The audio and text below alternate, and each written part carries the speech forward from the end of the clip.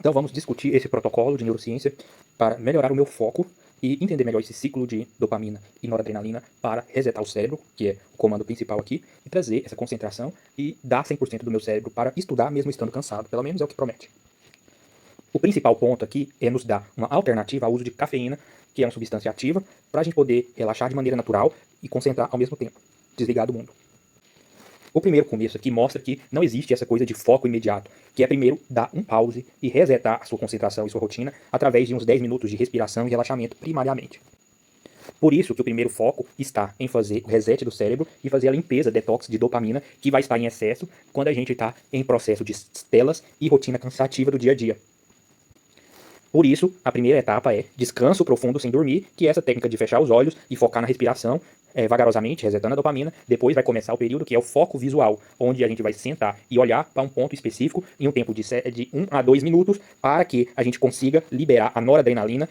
por exemplo, uma ponta de uma caneta, olhar fixo. Dessa forma, vai ligar a noradrenalina, que vai ligar a gente em modo alerta de maneira natural, sem estresse, e permitindo desencadear a resposta neurológica que vai destravar o cérebro, depois dele ter sido desintoxicado de dopamina. Depois a gente tem o início do ciclo, que é a adaptação, que são um período de 10 minutos, em que a atividade inicial acaba sendo um pouco árdua e difícil, que é o processo de adaptação. Depois de sobreviver nesses 10 minutos, o nosso cérebro vai entrar no modo 100% focado e de alto rendimento, ou chamado de foco absoluto, onde o estudo, que antes era difícil, começa a ser fácil, automático e adaptativo. Já aqui, no segundo momento, em uma segunda avaliação, diz que além da dopamina, o hábito de relaxar para descansar de maneira profunda, porém sem dormir, ainda atua contra o hormônio do cortisol, para nos dar esse foco e concentração. Então, na nossa concentração, a gente destaca 3 hormônios iniciais, que é a noradrenalina, que vai causar aquele arranque, que é esse estado vigil e ativo. Tem a dopamina, que é um estado intermediário de manutenção e atenção, para direcionar e causar um estado de êxtase e dependência e sustentação a longo prazo, sinalizando que aquele esforço está valendo a pena e tirando o desgaste natural. E por último aqui destaca a acetilcolina, que ela é muito importante nas vias finais do holoforte, e destacar tudo que é principal para neuroplasticidade, para memória e cognição.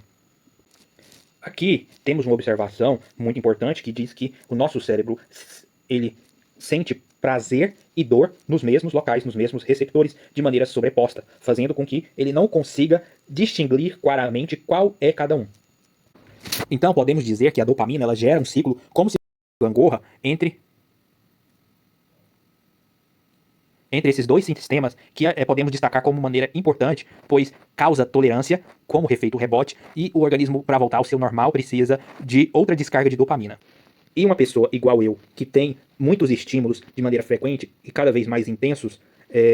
a necessidade de dopamina se torna cada vez maior. E provavelmente isso causa também uma intolerância à dor, por assim dizer, ou a sensação de que não ter dor, a sensação de passar pelo período dopamina, que é um período semelhante a uma abstinência, um desprazer enorme e apatia. Se nós somos acostumados a buscar a dopamina em ambientes exóticos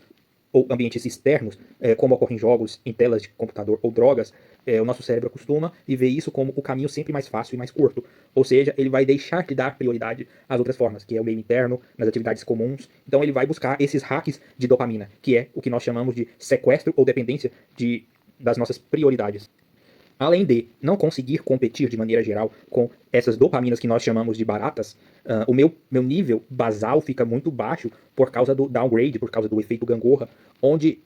no pós-uso eu vou estar no ápice da minha desmotivação por esse efeito de dependência e down regulation.